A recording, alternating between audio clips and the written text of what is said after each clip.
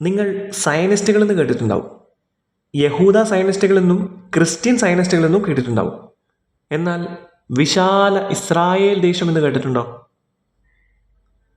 സത്യത്തിൽ ഇസ്രായേലുമായി ബന്ധപ്പെട്ട് ഇന്ന് നടക്കുന്ന ഓരോ പ്രശ്നങ്ങളും യാദൃശ്ചികമായി സംഭവിക്കുന്നതാണെന്ന് നിങ്ങൾ കരുതുന്നുണ്ടോ? അങ്ങനെയെങ്കിൽ തെറ്റ്. വർഷങ്ങൾക്ക് മുൻപ് തന്നെയുള്ള വ്യക്തമായ ചിന്തയുടെ അടിസ്ഥാനത്തിൽ ആസൂത്രണം ചെയ്യപ്പെട്ടവയാണ് നമ്മൾ ഇന്ന് കണ്ടുകൊണ്ടിരിക്കുന്ന ഓരോ കാര്യങ്ങളും. എന്താണ് വിശാല ഇസ്രായേൽ ദേശം? യഹൂദ സയനിസ്റ്റുകളും ക്രിസ്ത്യൻ സയനിസ്റ്റുകളും ആഗ്രഹിക്കുകയും പ്രവർത്തിക്കുകയും ചെയ്യുന്നത് വിശാല ഇസ്രായേൽ ദേശത്തിന് വേണ്ടിയാണ്. അതായത് എബ്രഹാം എന്ന് പറയുന്ന പ്രവാചകനോട് ദൈവം കൊടുത്ത ഒരു കൽപ്പന, അല്ലെങ്കിൽ ദൈവം കൊടുത്ത ഒരു അനുഗ്രഹം, അല്ലെങ്കിൽ കൊടുത്തൊരു വാഗ്ദാനമാണ്, നിനക്കും നിന്റെ സന്താന പരമ്പരകൾക്കും വസിക്കുവാനായിട്ട് കുറച്ച് ഭാഗങ്ങൾ ഭൂപ്രകൃതി തരുമെന്നുള്ളത്.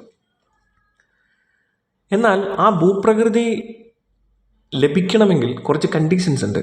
അവർ ദൈവത്തിൻ്റെ കൽപ്പനകളെ അനുസരിക്കുകയും ദൈവത്തോട് ചേർന്ന് നിൽക്കുകയും ചെയ്യണം. ബൈബിൾ ഇതുമായിട്ട് ബന്ധപ്പെട്ട് ഒരുപാട് വചനങ്ങളുണ്ട്. ഞാൻ എടുത്തു പറയാൻ ആഗ്രഹിക്കുന്നത് നിയമാവർത്തന പുസ്തകം പഴയ നിയമ വേദപുസ്തകമാണ്.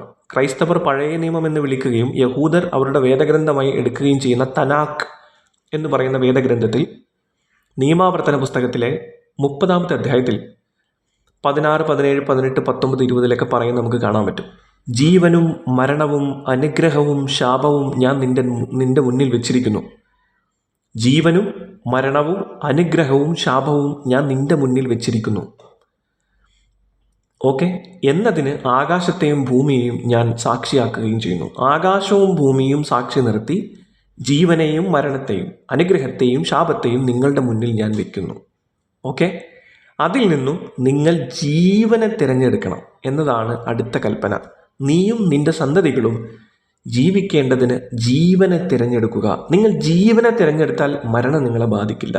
നിങ്ങൾ അനുഗ്രഹത്തെ തിരഞ്ഞെടുത്താൽ നിങ്ങളെ ശാപം ബാധിക്കില്ല. അതാണ് പറയുന്നത്. നിന്റെ ദൈവമായ കർത്താവിനെ സ്നേഹിച്ച് അവിടുത്തെ വാക്കുകൾ കേട്ട് അവിടത്തോട് ചേർന്ന് നിൽക്കുക. നിനക്കും ജീവനും ദീർഘായുസ്സും ലഭിക്കും. നിന്റെ പിതാക്കന്മാരായ എബ്രഹാമിനും ഇസഹാക്കിനും യാക്കോബിനും നൽകപ്പെട്ട കർത്താവ് ശപഥം ചെയ്ത ദേശത്ത് നീ വസിക്കുകയും ചെയ്യും. ഓക്കെ, ഇവിടെ നിങ്ങൾക്ക് എന്ത് മനസ്സിലായി? ദൈവം ഇത് മോശയോട് പറയുന്നതാണ്. മോശ എന്ന് പറയുന്ന പ്രവാചകനോട് പറയുന്നതാണ്. അതായത് എബ്രഹാമിൻ്റെ മകനായ ഇസഹാക്കിൻ്റെ മകനായ യാക്കോബിൻ്റെ 12 സന്താന പരമ്പരകൾ. ആ 12 സന്താന പരമ്പരകളിലെ ഒരു പരമ്പരയിൽ ജനിച്ച മനുഷ്യനാണ് മോശ. ആ മോശയോടാണ് പറയുന്നത്, നീ ദൈവത്തിൻ്റെ കൽപ്പനകൾ അനുസരിക്കണം. ആ മോശയിലൂടെ ഈ 12 ട്രൈബ്സിൽപ്പെട്ട എല്ലാവരോടുമാണ് പറയുന്നത്, നിങ്ങൾ ദൈവത്തിൻ്റെ കൽപ്പനകളെ അനുസരിക്കണം, ദൈവത്തിൻ്റെ വാക്കുകളെ കേൾക്കണം, നിങ്ങൾ ജീവനെ തിരഞ്ഞെടുക്കണം, മരണത്തെ തിരഞ്ഞെടുക്കരുത്. അങ്ങനെയാണെങ്കിൽ ദൈവത്തിൻ്റെ നിർദ്ദേശങ്ങളെ പാലിക്കുകയാണെങ്കിൽ നിങ്ങൾക്ക് എന്ത് ചെയ്യും? എബ്രഹാമിന് വാഗ്ദാനം ചെയ്ത ആ ഭൂതലം നിങ്ങൾക്ക് വസിക്കാൻ വേണ്ടി ലഭിക്കും. എന്നാൽ ചരിത്രത്തിൽ ഈ ഒരു വാസസ്ഥലത്ത് ജീവിക്കാനുള്ള ഭാഗ്യം പൂർണ്ണമായി തന്നെ ഇസ്രായേലി സമൂഹത്തിന് ലഭിച്ചിട്ടില്ല എന്ന് നമുക്ക് ബൈബിൾ തന്നെ സാക്ഷിയായിട്ട് കാണാൻ കഴിയും. ഏതൊക്കെയാണ് ആ ഭൂപ്രകൃതി എന്ന് നമ്മൾ നോക്കിക്കഴിഞ്ഞാൽ നമുക്ക് കൃത്യമായിട്ട് മനസ്സിലാക്കാൻ പറ്റും. ഇന്നത്തെ ഇസ്രായേൽ എന്ന് പറയുന്ന ഭാഗം, ഫലസ്തീൻ എന്ന് പറയുന്ന ഭാഗം, ജോർദാൻ, ഈജിപ്ത്, സിറിയ, ഇറാഖ് തൊട്ട്, അതായത് സൗദി അറേബ്യ, നമ്മളിന്ന് പറയുന്ന സൗദി, ഖത്തർ, ബഹ്റൈൻ, ഒമാൻ എന്ന് തുടങ്ങി ആ ഒരു റൗണ്ട് ഇങ്ങനെ വന്ന് ഇറാൻ, ഇറാഖ്, ആ പരിസരങ്ങളെല്ലാം കടന്ന് യൂഫ്രട്ടീസ്, ഇറാഖിൻ്റെ അങ്ങേയറ്റം വരെയുള്ള സർവ്വ പ്രദേശങ്ങളും എല്ലാം വലയം ചെയ്തുകൊണ്ടൊരു വിശാലമായൊരു ഭൂപ്രദേശമാണ് ദൈവം അവർക്ക് ജീവിക്കാൻ കൊടുക്കുമെന്ന് പറഞ്ഞതായി ബൈബിളിൽ കാണുന്നത്. എന്നാൽ യഹൂദ ചരിത്രം പരിശോധിച്ചു കഴിഞ്ഞാൽ പിന്നീട് അവരിലേക്ക് വന്ന പ്രവാചകന്മാരോട് അവർ കാണിച്ചു കൂട്ടിയ അക്രമങ്ങളും അവരുടെ ജീവിതത്തിൽ അവർ പുലർത്താത്ത കാര്യങ്ങളും അവരുടെ ജീവിതത്തിൽ അവർ നടത്തിയ അക്രമങ്ങളും ഏറ്റവും അവസാനമായിട്ട് നമ്മൾ എടുത്തു പറയുകയാണെങ്കിൽ ഇപ്പോൾ അവർ ഫലസ്തീനിൽ അടക്കം നടത്തിക്കൊണ്ടിരിക്കുന്ന കൂട്ടക്കൊലകളും ഇത്തരത്തിലുള്ള ഒരുപാട് കാര്യങ്ങളും അവർ ദൈവത്തിൽ നിന്നും അകന്നുപോയി, അല്ലെങ്കിൽ ദൈവത്തിൻ്റെ കൽപ്പനകൾ അനുസരിക്കുന്നില്ല. കൊല്ലരുത് എന്ന കൽപ്പന പോയിട്ട് അതിൻ്റെ അപ്പുറം നിരപരാധികളായ പിഞ്ചു കുഞ്ഞുങ്ങളെപ്പോലും, ഗർഭപാത്രത്തിൽ കിടക്കുന്ന കുഞ്ഞുങ്ങളെപ്പോലും അറുങ്കൊല ചെയ്യുന്ന രീതിയിലേക്ക് അവർ വളർന്നുപോയി. ഇത് പണ്ടും അവർ ചെയ്തുകൊണ്ടിരിക്കുന്ന കാര്യമാണ്, ഇന്നും അവർ തുടർന്നുകൊണ്ടിരിക്കുന്ന കാര്യമാണ്. അപ്പോൾ ഇതിൻ്റെ അടിസ്ഥാനത്തിൽ എന്ത് സംഭവിച്ചു? ദൈവം അവരിൽ നിന്നും ഇതിനെ നീക്കിക്കളഞ്ഞു. അപ്പോൾ ദൈവമായിട്ട് ഇവർക്കത് കൊടുക്കുന്നില്ല എന്ന് മനസ്സിലായി കഴിഞ്ഞപ്പോൾ അവരെന്ത് ചെയ്യുന്നു? അത് തട്ടിയെടുക്കാൻ വേണ്ടി ശ്രമിക്കുന്നു. ഇവിടെ ക്രൈസ്തവ സയനിസ്റ്റുകൾക്ക്, ക്രിസ്ത്യൻ സയനിസ്റ്റുകളുടെ പങ്ക് എന്താണെന്ന് ചോദിച്ചു കഴിഞ്ഞാൽ, അവർ യേശുവിനെ മിശിഹയായി വിശ്വസിക്കുന്നവരാണ്. ക്രിസ്ത്യാനികളായിട്ടുള്ള ആളുകൾ, ക്രിസ്ത്യൻ സയനിസ്റ്റുകൾ യേശുവിനെ മിശിഹയായി വിശ്വസിക്കുകയും ദൈവമായിട്ടും ദൈവപുത്രനായി വിശ്വസിക്കുകയും ചെയ്യുന്നവരാണ്. എന്നാൽ യഹൂദരായ ആളുകൾ യേശുവിനെ പ്രവാചകനായിട്ട് പോലും അംഗീകരിക്കാത്തവരാണ്. യേശുവിനെ പ്രവാചകനായി പോലും അംഗീകരിക്കാത്ത യഹൂദർക്ക് വേണ്ടി എന്തിനാണ് ക്രൈസ്തവർ പണിയെടുക്കുന്നത് എന്ന് ചോദിച്ചാൽ, ഇസ്രായേലിൻ്റെ 12 ട്രൈബ്സിൽപ്പെട്ട ആളുകൾ എല്ലാവരും ഒരുമിച്ച് ചേർന്ന് ഇസ്രായേൽ എന്ന് പറയുന്നൊരു വിശാല രാജ്യം, വിശാല ലോകം സ്ഥാപിച്ചാൽ മാത്രമാണ് യേശുക്രിസ്തു തിരിച്ചു വരികയുള്ളൂ എന്നതാണ് സയനിസ്റ്റുകളുടെ വിശ്വാസം. അപ്പോൾ സയനിസ്റ്റുകളെ സംബന്ധിച്ചിടത്തോളം യേശു തിരിച്ചു വരണമെങ്കിൽ എന്ത് വേണം? യേശു തിരിച്ചു വരണമെങ്കിൽ ഈ 12 ഇസ്രായേലി ഗോത്രങ്ങളെല്ലാം ഒരുമിച്ച് ചേർന്ന് ഒരു ഇസ്രായേൽ ദേശം ഉണ്ടായാലേ യേശു തിരിച്ചു വരുള്ളൂ. അപ്പോൾ അതിനു വേണ്ടിയിട്ടാണ് ക്രൈസ്തവ സയനിസ്റ്റുകൾ, ക്രിസ്ത്യൻ സയനിസ്റ്റുകൾ യഹൂദർക്കൊപ്പം ചേർന്ന് ഇതിന് പരിശ്രമിച്ചുകൊണ്ടിരിക്കുന്നത്. അത് യഹൂദരുടെ ഗ്രന്ഥമായിട്ടുള്ള യെശയ്യാ പുസ്തകത്തിലെ ഒരു പ്രവചനം അതിന് സയനിസ്റ്റുകൾ ഉദ്ധരിക്കാറുണ്ട്. ജനങ്ങളെ വീണ്ടെടുക്കാൻ കർത്താവ് 2ാം പ്രാവശ്യവും കൈനീട്ടും. യെശയ്യാ 11-ാം അധ്യായം 11-12 വായിച്ചാൽ കാണാൻ പറ്റും. വീണ്ടെടുക്കാൻ കർത്താവ് 2ാം പ്രാവശ്യം കൈനീട്ടും. ഇത് യേശുവിൻ്റെ 2ാം വരവിനെ അവർ ഉപമിച്ചിട്ട് പറയാറുണ്ട്. ജനതയ്ക്ക് അവിടുന്ന് ഒരു അടയാളം നൽകും. ഇസ്രായേലിൽ നിന്നും ഭ്രഷ്ടരായവരെല്ലാം, യൂദായിൽ നിന്നും ചിതറിപ്പോയവരെല്ലാം അവിടുന്ന് ഭൂമിയുടെ 4 കോണിൽ നിന്നും ഒരുമിച്ച് കൂട്ടും. അതായത് ഇസ്രായേലി സന്തതികളെല്ലാവരും ഒരുമിച്ച് 4 കോണിൽ നിന്നും ഒരുമിച്ച് കൂട്ടപ്പെടും. അത് കർത്താവിൻ്റെ 2ാം പ്രാവശ്യം കരം നീട്ടുമ്പോഴായിരിക്കുമെന്ന് പറയുന്നത് 2ാമത്തെ വരവിനുമായി ബന്ധപ്പെട്ടിട്ടൊക്കെ അവരതിനെ വ്യാഖ്യാനിക്കുന്നത് കാണാൻ പറ്റും. അപ്പോൾ ഈ ഒരു കാര്യത്തിന് വേണ്ടി, ഈ ഒരു പരിശ്രമത്തിന് വേണ്ടിയിട്ടാണ് യഹൂദരും ക്രൈസ്തവരും ഈ അക്രമങ്ങൾ മുഴുവൻ കാണിച്ചു കൂട്ടുന്നത്. എല്ലാ യഹൂദരുമല്ല, എല്ലാ ക്രൈസ്തവരുമല്ല, ഞാനൊന്നും കൂടെ തിരുത്തുന്നു, ക്രിസ്ത്യൻ സയനിസ്റ്റുകളും ജൂയിഷ് സയനിസ്റ്റുകളും. ഇവിടെ നിങ്ങൾ വേറൊരു കാര്യം ചിന്തിക്കേണ്ടതുണ്ട്. ഇവർ നേരിടുന്ന ഏറ്റവും വലിയ പ്രശ്നം, യഹൂദരെ സംബന്ധിച്ചിടത്തോളം ദൈവം ഒരിക്കൽ പോലും അവർക്കിത് പൂർണ്ണമായി നൽകിയിട്ടില്ല. നന്മ ചെയ്തിട്ടോ ദൈവത്തിൻ്റെ കൽപ്പനകൾ അനുസരിച്ചിട്ടോ, ദൈവം അവരോട് കൽപ്പിച്ച കൽപ്പനകളും അവരുടെ ജീവിതവും നമുക്ക് പരിശോധിച്ച് നോക്കാം. അപ്പോൾ ഒരിക്കൽ പോലും അവർക്ക് നേടിയെടുക്കാൻ കഴിഞ്ഞിട്ടില്ല. പകരം ഇത് നേടിയെടുത്തത് ആരാണ്?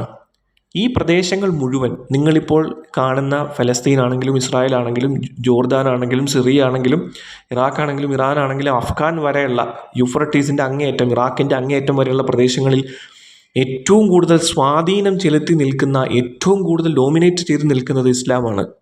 അപ്പോൾ ഇവരെ സംബന്ധിച്ചിടത്തോളം ഇവരുടെ ഏറ്റവും വലിയ ശത്രു ഇസ്ലാമാണ്. ഇസ്ലാമിനെ ഇവിടെ നിന്ന് നീക്കം ചെയ്താൽ മാത്രമാണ് ഈ ഭൂപ്രദേശം പരിപൂർണമായി ഇവർക്ക് ലഭിക്കുകയുള്ളൂ. അതുമാത്രമല്ല, ഈ ഭൂപ്രദേശത്തുള്ള എല്ലാ ഇന്ധനങ്ങളും, ഭൂമിയിൽ നിന്ന് കുഴിച്ചെടുക്കുന്ന എല്ലാ വിഭവങ്ങളും ഇവർക്ക് അവകാശപ്പെട്ടതാണ്. കാരണം ദൈവം ഇവർക്ക് കൊടുക്കാമെന്ന് പറഞ്ഞ സാധനമാണ്. അത് മറ്റുള്ളവർ തട്ടിയെടുക്കുന്നത് ഇവർക്ക് സഹിക്കാൻ കഴിയില്ല. അപ്പോൾ ഇവരെ സംബന്ധിച്ചിടത്തോളം ഇവർക്ക് അവകാശപ്പെട്ടത് മാന്തിയെടുക്കുക എന്നതാണ് ഇവരുടെ ലക്ഷ്യം വെക്കുന്നത്. എന്നാൽ ദൈവം അവർക്ക് കൊടുക്കുമെന്ന് പറഞ്ഞ സാധനമാണത്. അതവർക്ക് ഇതുവരെ കിട്ടിയിട്ടില്ല. ദൈവം ഈ കൽപ്പന പറഞ്ഞതിന് ശേഷം ഇതുവരെ അവർക്ക് ലഭിച്ചിട്ടില്ല. എന്നാൽ അതിൽ പൂർണ്ണമായിട്ട് ലഭിക്കുന്നതും ലോകത്തിൻ്റെ മുമ്പിൽ അതിൽ ഏറ്റവും കൂടുതൽ സ്വാധീനം ചെലുത്തി നിൽക്കുന്നതും ഇസ്ലാമാണ്. യൂഫ്രട്ടീസിൻ്റെ തീരം വരെ ഇവർക്ക് കൊടുക്കുമെന്ന് പറയുമ്പോൾ അത് ഇറാഖിൻ്റെ ഭാഗമാണ്. ഇസ്ലാമിക ഭരണകൂടത്തിൽ ഇസ്ലാമിൻ്റെ 4ാമത്തെ ഖലീഫയായിട്ടുള്ള അലി എന്ന് പറയുന്ന മനുഷ്യൻ്റെ ഖബർ ഈ യൂഫ്രട്ടീസിൻ്റെ തീരത്തായിട്ടുള്ള ഇറാഖിലാണ് എന്ന് ഒരു വലിയ വിഭാഗം മുസ്ലിങ്ങൾ വിശ്വസിക്കുന്നു. അപ്പോൾ അത്രത്തോളം ഇസ്ലാമിക ലൈഫ് സ്റ്റൈലും ഇസ്ലാമിക ജീവിതവും ഇതൊക്കെയായിട്ട് ബന്ധമുണ്ട്. എബ്രഹാമിൻ്റെ സന്താന പരമ്പരയിൽ ജനിച്ച എബ്രഹാമിൻ്റെ മകനായ ഇസ്മായിലിൻ്റെ സന്താന പരമ്പരയിൽ ജനിച്ച മുഹമ്മദിൻ്റെ അനുയായികൾക്ക് ഈ പ്രദേശങ്ങൾ ദൈവം കൊടുത്തു എന്നൊരർത്ഥം അതിലേക്ക് വരുന്നതായിട്ട് യഹൂദർക്കും സയനിസ്റ്റ് ക്രിസ്ത്യാനികൾക്കും തോന്നുന്നതിൽ തെറ്റു പറയാൻ കഴിയില്ല. എബ്രഹാമിനോടാണ് ദൈവം പറയുന്നത്, നിൻ്റെ സന്താന പരമ്പരകൾക്ക് ഇതിനെ കൊടുക്കും എന്ന് പറയുന്നത്. പിന്നീട് എബ്രഹാമിൻ്റെ മകനായ ഇസഹാക്കിൻ്റെ വംശപരമ്പരയുള്ള മോശയോടും ഇത് പറയുന്നുണ്ട്. എല്ലാവർക്കും കൊടുത്ത കൽപ്പന എന്താണ്? ദൈവത്തിൻ്റെ നിയമങ്ങൾ നിങ്ങൾ അനുസരിച്ചാൽ ഈ ഭൂപ്രദേശത്ത് നിങ്ങൾക്ക് വസിക്കാം, എബ്രഹാമിൻ്റെ സന്താനങ്ങളെ നിങ്ങൾക്ക് വസിക്കാം എന്നതാണ് പറയുന്നത്. ഇവിടെ എബ്രഹാമിൻ്റെ സന്താനങ്ങളായിട്ടുള്ള യഹൂദരായ ആളുകൾ വസിക്കുന്നുണ്ടെങ്കിലും ക്രൈസ്തവരായ ആളുകൾ വസിക്കുന്നുണ്ടെങ്കിലും അവിടുത്തെ ആധിപത്യം ഇസ്ലാമിക സമൂഹത്തിന് ലഭിച്ചതുകൊണ്ട്, അവിടുത്തെ ജനങ്ങൾ കൂടുതൽ ഇസ്ലാമിനെ പുൽകിയതുകൊണ്ട്, ജീവിതത്തിലെ പ്രാക്ടീസിങ് ഇസ്ലാം ആയതുകൊണ്ട് ഇവരെ തകർത്താൽ മാത്രമാണ് സയനിസ്റ്റുകൾക്ക് അവിടെ കടന്നുകൂടാൻ കഴിയൂ. ദൈവം ഞങ്ങൾക്കിത് തന്നില്ലെങ്കിലും കുഴപ്പമില്ല, ദൈവത്തിൻ്റെ അനുമതിയില്ലാതെ ഞങ്ങളതിനെ മാന്തി പറിച്ചുകൊള്ളാം. അതിനെ തടയുന്നത് എന്തൊക്കെയാണോ, അതിനെ തടയുന്നത് ഭാവിയിൽ ഒരു കുഞ്ഞാണ് ഇതിനെ തടയുന്നത് എന്ന് ഞങ്ങൾക്ക് തോന്നിയാൽ ആ കുഞ്ഞ് ജനിക്കുന്നതിന് മുമ്പ് തന്നെ അതിൻ്റെ ഉദരത്തിൽ വെച്ച് തന്നെ ഞങ്ങൾ കൊന്നുകളയും എന്ന് തുടങ്ങുന്ന സയനിസ്റ്റ് ചിന്താഗതി, ഇതിനെ സപ്പോർട്ട് ചെയ്യുന്ന ക്രിസ്ത്യൻ സയനിസ്റ്റുകൾ, അതിനെ സപ്പോർട്ട് ചെയ്യുന്ന നമ്മുടെ നാടിൻ്റെ ശാപമായിട്ടുള്ള സംഘികളും. നിങ്ങൾക്ക് മഹാഭാരത ചരിത്രം പരിശോധിച്ചാൽ കാണാൻ കഴിയും, ഗർഭാവസ്ഥയിലുള്ള ഒരു കുഞ്ഞ്, എൻ്റെ ഓർമ്മ ശരിയാണെങ്കിൽ അഭിമന്യുവാണ്, അഭിമന്യുവിൻ്റെ കുഞ്ഞാണ്. അഭിമന്യുവിൻ്റെ കുഞ്ഞ് ഗർഭാവസ്ഥയിലിരിക്കുകയാണ്. അഭിമന്യു മരണപ്പെട്ടു. അഭിമന്യുവിൻ്റെ കുഞ്ഞ് ഗർഭാവസ്ഥയിലിരിക്കുമ്പോൾ ആ കുഞ്ഞ് അമ്മയുടെ ഗർഭപാത്രത്തിലായിരിക്കുമ്പോൾ തന്നെ അതിൻ്റെ നേരെ അസ്ത്രമെയ്യുന്ന അശുദ്ധാത്മാവിനെ കൃഷ്ണൻ ശപിക്കുന്നത് കാണാം, ഗർഭാവസ്ഥയിലുള്ള കുഞ്ഞിൻ്റെ നേരെ അസ്ത്രമെയ്തതിന്.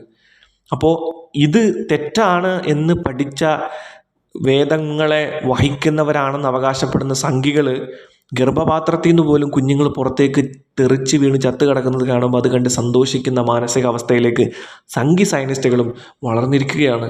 അപ്പോൾ ഇവരുടെ ലക്ഷ്യം ഇതാണ്. ഇത് എന്തിനു വേണ്ടിയാണ് അവർ പരിശ്രമിക്കുന്നത്? അവർ ബൈബിളിലെ വചനത്തിനെ പൂർത്തീകരിക്കാനാണ്. പക്ഷെ ദൈവം അവരോട് പറഞ്ഞത് എപ്രകാരമാണ്? നിങ്ങൾ ദൈവത്തിൻ്റെ കൽപ്പനകളെ അനുസരിച്ച് ദൈവത്തോട് ചേർന്ന് നിൽക്കണം. നിങ്ങൾ മരണത്തെ അല്ല ചോദിക്കേണ്ടത്, ജീവനെയാണ് ചോദിക്കേണ്ടത്, അനുഗ്രഹത്തെയാണ് ചോദിക്കേണ്ടത്, ശാപത്തെ അല്ല ചോദിക്കേണ്ടത് എന്ന് പറയുമ്പോൾ യഹൂദർ ചെയ്തത് എന്താണ്? യഹൂദരുടെ പ്രവൃത്തികളിൽ യഹൂദരെയല്ല പറയുന്നത്, സയനിസ്റ്റുകളായിട്ടുള്ള യഹൂദരെന്നും നിലനിന്നിട്ടുണ്ട്. അവർ ചെയ്തത് എന്താണ്? അവർ ചെയ്തത് മരണത്തെ തിരഞ്ഞെടുക്കുകയും ശാപത്തെ തിരഞ്ഞെടുക്കുകയും ചെയ്തു. അത് അവർക്ക് എന്ത് സംഭവിച്ചു? അവർക്ക് ഭൂമിയെ നഷ്ടപ്പെടുത്തി. ആ ഭൂമിയിൽ വസിക്കാനുള്ള അവസരത്തെയും അവിടെ സമാധാനത്തോടെ വസിക്കാനുള്ള സാഹചര്യങ്ങളെയും നഷ്ടപ്പെടുത്തി. ഇത് തിരിച്ചറിയാൻ, ഇത് മനസ്സിലാക്കാനും, ഇതാണ് ഇതിൻ്റെ കോസ് എന്നുള്ളത് മനസ്സിലാക്കാനും നമ്മൾ തയ്യാറാവണം. അല്ലാതെ ഇറാൻ ഇസ്രായേലിനെ ആക്രമിച്ചതുകൊണ്ടോ ഹമാസ് ഇസ്രായേലിനെ ആക്രമിച്ചതുകൊണ്ടോ ഒന്നുമല്ല ഈ പ്രശ്നങ്ങൾ നടക്കുന്നത്. ഇറാഖിൽ നടന്നതും അഫ്ഗാനിൽ നടന്നതും ഇറാനിൽ ഇപ്പോൾ നടന്നുകൊണ്ടിരിക്കുന്നതും ഫലസ്തീനിൽ നടക്കുന്നതും സിറിയയിൽ നടക്കുന്നതും എല്ലാം തന്നെ ക്രിസ്ത്യൻ സയനിസ്റ്റുകളുടെയും ജൂയിഷ് സയനിസ്റ്റുകളുടെയും ആസൂത്രിതമായ പദ്ധതിയാണ്. ദൈവത്തിന് മുന്നേ, ദൈവത്തിൻ്റെ അനുമതിയില്ലാതെ ഈ നാട് ഞങ്ങൾ കൈയടക്കും എന്ന ധാർഷ്ട്യം